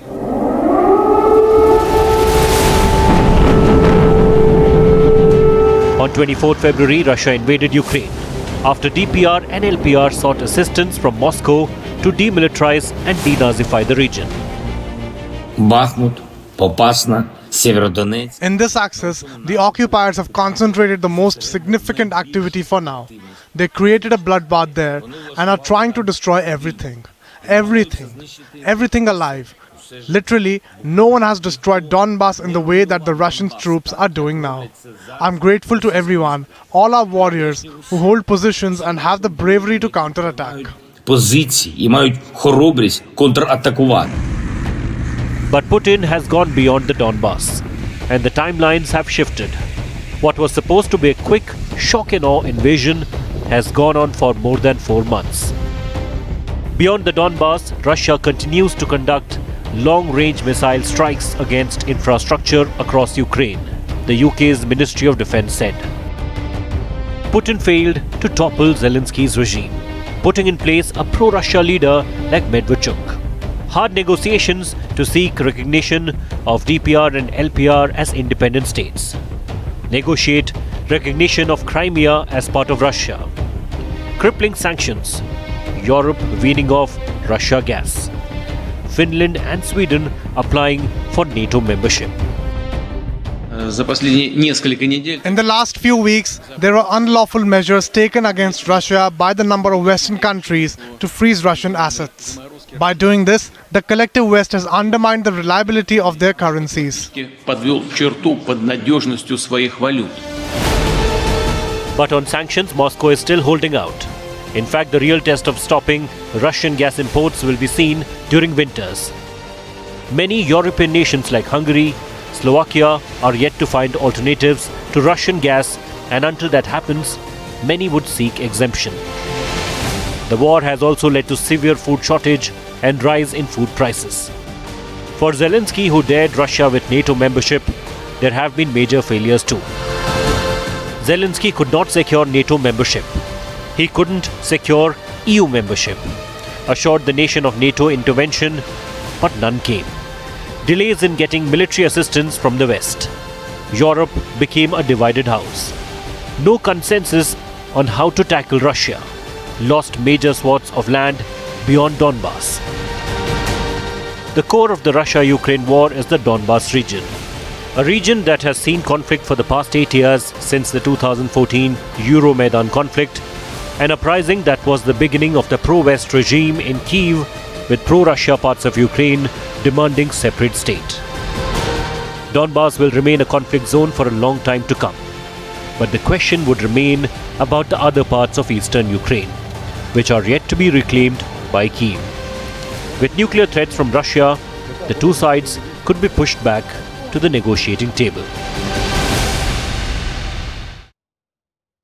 My colleagues continue to join me live on this discussion. Abhishek Bhalla is, of course, live with us. Also joining me right now is Rajesh Pawar, who's on the ground in Kyiv as well. Rajesh, you've covered this war from day one to day 100.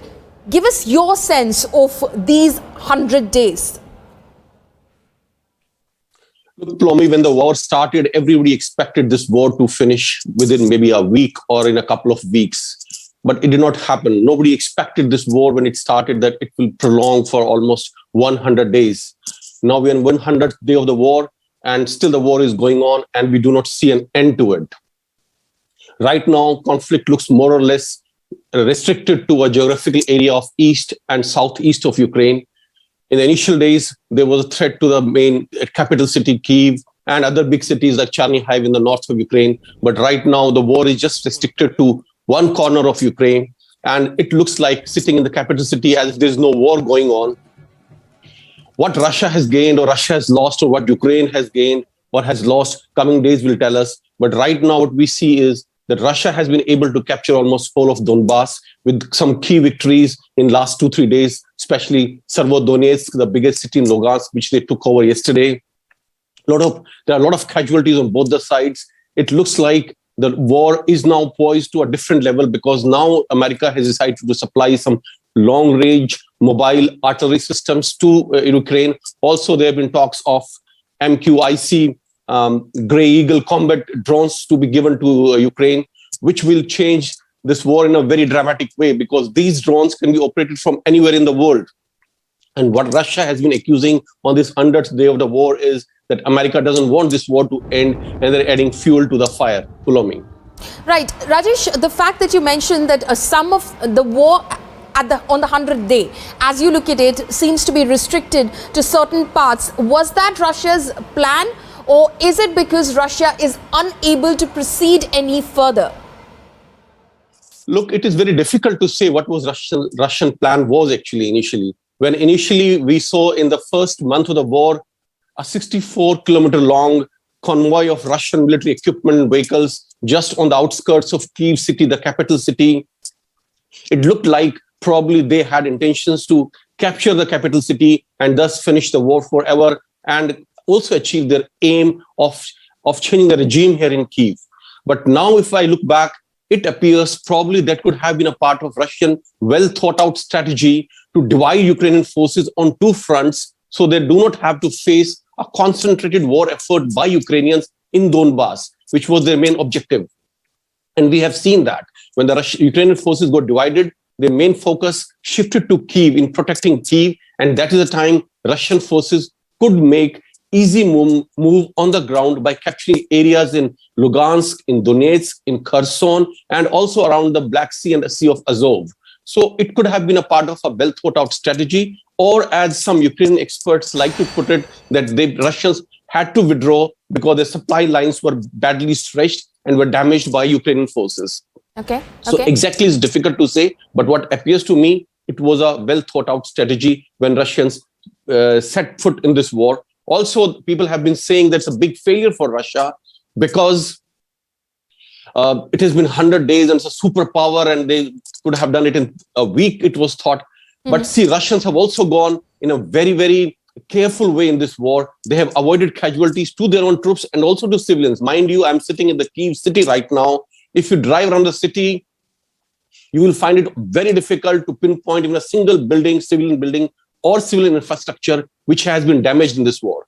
So see, it's very easy to capture from military with so much of firepower to just raise a city to ground and capture it. Russians have avoided this, but it has still happened in Mariupol, the city which was almost 90% destroyed. Same thing happened in other big cities, Severodonetsk, in Lugansk. So somewhere we see there's mixed results for both Ukrainians as well as for Russians. Yeah, Plomi. Okay. Abhishek, earlier Rajesh was mentioning this point in the first response that he was giving about the military aid, the new military aid that seems to be coming in from the US for Ukraine, especially those drones that he was talking about as well. And he, of course, said that in his opinion, that could dramatically change the way that this war is going. Would you concur?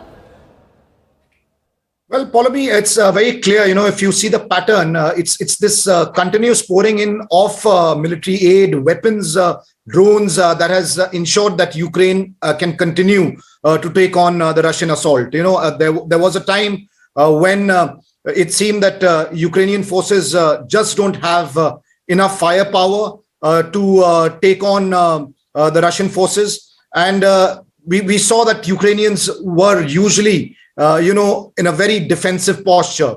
But with this aid coming in throughout the last couple of months now, we can say, there has been a big change on ground tactics as well as far as Ukrainian forces are concerned. We saw how they targeted Moscow, how they targeted other patrol vessels in the Black Sea, even in the Donbas region, using drones, both rudimentary kind of drones, which are easy to purchase, off-the-shelf buys, and also some very sophisticated drones like the Turkish Bayraktar drones. Ukrainians have made sure that, they had pinpointed intelligence about advancements. And that's the reason why they could perhaps, hold on to some key locations, even in the Donbas region. Now, we all know that, Russians are in almost full occupation of the Donbas region, but it's still not completely liberated as the Russians would want to use the term. There are still places where an intense battle is raging. It's 100 days and counting. Even when I was there more than 2 weeks back, Polemy, I went to places where the intense battle was raging, especially close to the Donbas region. In fact, I was also in the Donbas region, which is still in Ukrainian control. I don't know what the status of those places right now is. But reading stories, I believe that there are places where the Ukrainians are still holding on. And it's this continuous military aid that has ensured that they can take on the Russian forces. And once again, $700 million package announced by the US, which includes, sophisticated rockets. It includes drones. So it's very clear that, till the US and European countries that Ukraine is looking for help, till they continue to give this kind of military help, Ukraine at least will be well equipped to take on Russia, and which would mean that this war would be restricted to the Donbass perhaps, but could go on from 100 to 150 to 200 to several months, if not years. Okay. Abhishek and Rajesh, please stay on with us. We'll, of course, come back to you now. The 24th of May marked 3 months since the Russian invasion of Ukraine started. Parts of Ukraine tried to limp back to life, hoping for peace. But in parts like Kherson and Zaporizhia that are under Russian control, the Kremlin has launched an aggressive campaign to issue passport and citizenship documents to Ukrainians.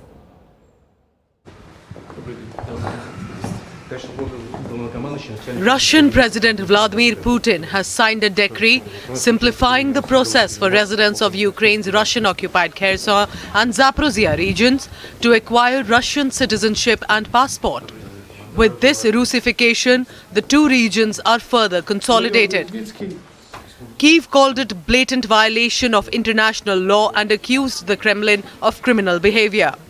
It is not a secret that Russian groups have indeed achieved temporary tactical success in some areas, but it's wrong to interpret these actions as the retreat of Ukrainian forces.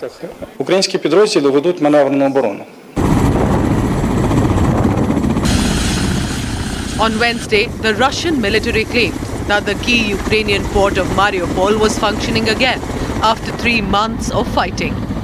The Russian forces took control of the strategic port on the Sea of Azov after the last Ukrainian defenders at the giant Azovstal seaside steel plant laid down their weapons.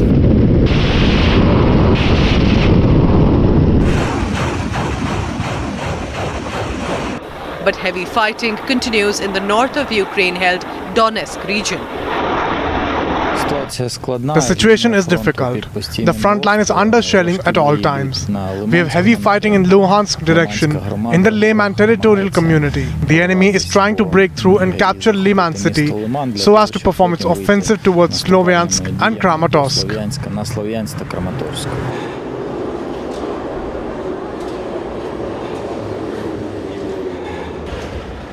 3 months after the war started, the Kharkiv subway resumed service on Tuesday. Ukrainians praying for the peace to return.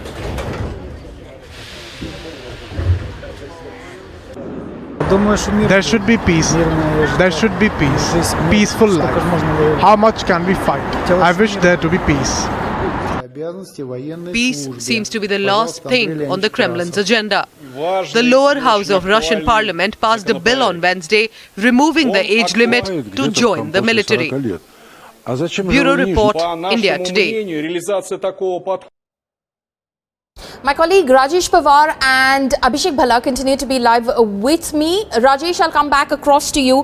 What is the thinking within the Ukrainian leadership at this moment of time? How long do they think they'll be able to sustain this whole resistance of the Russian progress into Ukraine? Or are they even considering the possibility of coming back to the dialogue table and possibly, in fact, ceding to some of the demands of the Russians in order to put an end to this war? This question is to me, Pulomi, right? Yes, Rajesh.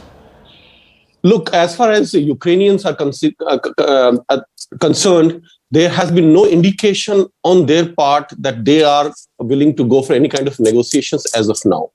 2 days back, Turkey has offered to hold negotiations between Russia and Ukraine to bring this war to an end, but there has been no indication neither from Russia now nor from Ukraine.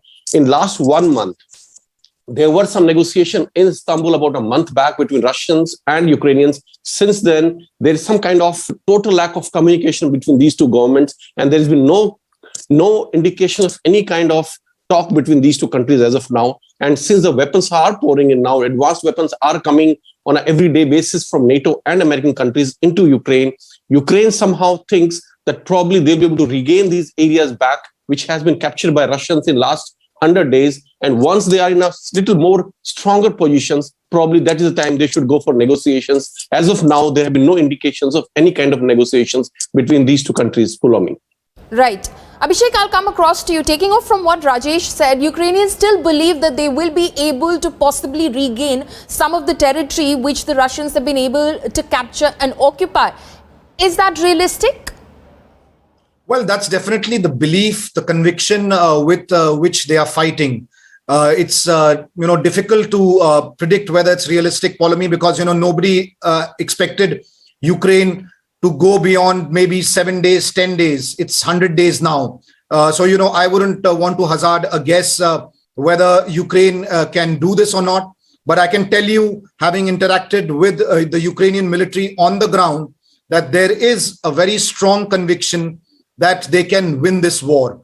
And the kind of mood that I saw is that the mighty Russian army has not been able to win yet, and we have not lost yet. That's the kind of belief with which the Ukrainians are fighting. It's not just the Ukrainian forces, but even the civilians in the country, believe that they can go on to fight in this war for a long time. And with, as we've been, repeating, with weapons coming in their aid, they are definitely much better equipped than what they were on February 24th when the invasion started. It was supposed to be a swift military operation. Remember, Russia, in fact, did not call it an invasion or a war. It said that, they have launched a military operation. So for a military operation to have continued for 100 days, there certainly is something that has not gone according to plan, although there are various theories. There is a theory that, as Rajesh also mentioned, and something that I'm also privy to, that the Russians, did this to sort of divert the attention of Ukrainian forces. And that's the reason why they started this, heavy armor movement towards Kyiv. But the fact remains that there was heavy casualty as well.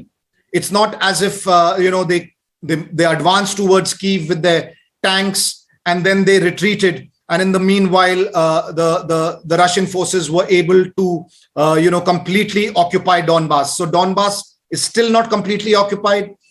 There was heavy casualty that the Russian forces faced north of Kyiv as they moved from the Belarus-Russian border towards Kyiv. Several cities, Chernihiv, Trostianets, Akhtirka, that I visited, places in the Sumy Oblast, were in fact in occupation of the Russian forces for 30, 40 days. The Russian forces were functioning from these cities as if they are, running their military camps in their own country. So, there was a pitched battle fought in these places, and the Russians did face casualties. There is no denying that. Okay. So, it remains to be seen how things will pan out. But as of now, it seems that there is only one way where this war is headed, and that's some kind of a permanent conflict zone, which, for Indians, if we can draw an analogy, maybe something like a line of control where, the fighting stops, it starts again, there's a ceasefire. So perhaps that's the kind of a status quo that we can look at this point of time, unless both the sides, without a third party intervention, come to the table to talk, to negotiate, and some sort of a ceasefire can then be achieved. Okay. Rajesh, I'll come across to you again now. What is the sentiment in the Ukrainian leadership vis-a-vis the West? Do they, despite the military aid that's pouring in, do they feel to some extent they got played by the West, especially with, Ukraine not, of course, becoming a part of the NATO, of EU, that no-fly zone not being declared by NATO as well? Do they, to some extent, feel played by the West? See, despite of such heavy aid being announced by Americans and some European countries, be it financial aid, be it military aid, there is some kind of a sense of disappointment in local Ukrainians, in common Ukrainian people. They feel West has not done enough, had not done it quickly enough, and that's the reason they have lost huge swaths of territory in the east of Ukraine. Right now, see, there was this Mariupol was a big loss to Ukrainians, and then yesterday it was Severodonetsk. It's the biggest city which was still under Ukrainian control. And yesterday, after 1 week of heavy fighting, Ukrainians have ceded this city also to Russians.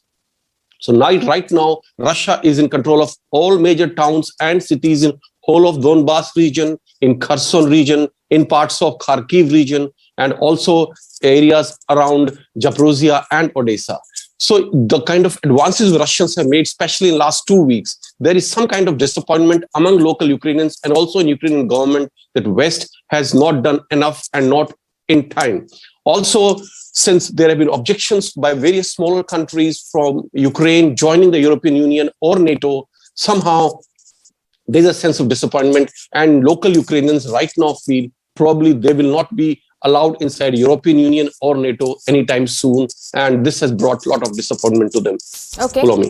Okay. Abhishek, coming across to you. In fact, strategic affairs expert Brahma Chelani has tweeted, Zelensky admits Russia now holds 1/5 of Ukraine, the largest country entirely within Europe. What he didn't acknowledge is that Russia controls Ukraine's industrial heartland, 90% of its energy resources, including all of offshore oil and its critical ports and shipping. So while it might seem like it's 1/5 of Ukraine, that's a huge admission in itself. What is very critical is about the significance of the areas that Russia controls right now, is what Mr. Chelani is trying to suggest. Your thoughts on that, Abhishek? Well, definitely, the impact that this occupation of these key towns will be far-reaching. It's not just physical occupation in terms of military gains, but also when one looks at the larger strategic gains that Russia is looking at, and Mariupol obviously was a very significant victory, one can say, for the Russians, because the Azovstal steel plant, which the Ukrainians were holding on to, was also taken away and was in Russian control. And we also saw that video where the Russians were in fact literally driving out the Ukrainian troops from inside that plant. Very strong images, and it almost seemed like a surrender, because that's something that the Ukrainians don't want to talk about. From day one, they were under a lot of pressure. In fact, Putin had categorically said that if Ukrainians lay down arms, if they surrender, then there will be no war. but that wasn't to happen, and there was certainly no surrender. But that video, Pauline, I don't know if you've seen. Okay. It does, unfortunately for the Ukrainians, look like a surrender, at least in Mariupol. But other than that, certain very key areas, the coastline of the Sea of Azov is with the Russians completely. And what that does is it ensures that there is Abhishek, I apologize. I'll have to interrupt you over there. We, of course, have to cut short this broadcast right now because we are, of course, getting you some of those images at the moment that have, in fact, defined the Russia-Ukraine war. Abhishek Bhalla and Rajesh Pawar, thank you so much for joining us. Now, as the Russia-Ukraine war enters 100 days, we bring you the most defining images of the conflict that have changed the lives of millions. Heavy Russian shelling on Kyiv has changed the entire landscape of the capital city. Once a bustling city of millions now stands in ruins with everything reduced to rubble.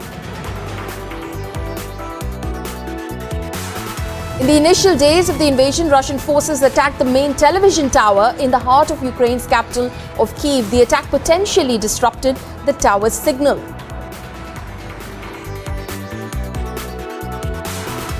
In the opening combat of the Russian invasion of Ukraine, Russian helicopters, Mi helicopters, launched a deadly air assault on Kyiv's Ostomel airport to seize it.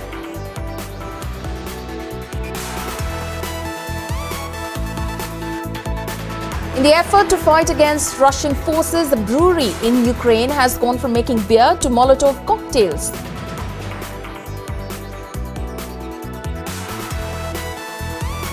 Residential buildings in the capital city Kyiv have been reduced to rubble after the relentless bombing by Russian forces. Death, despair and destruction after 100 days of war.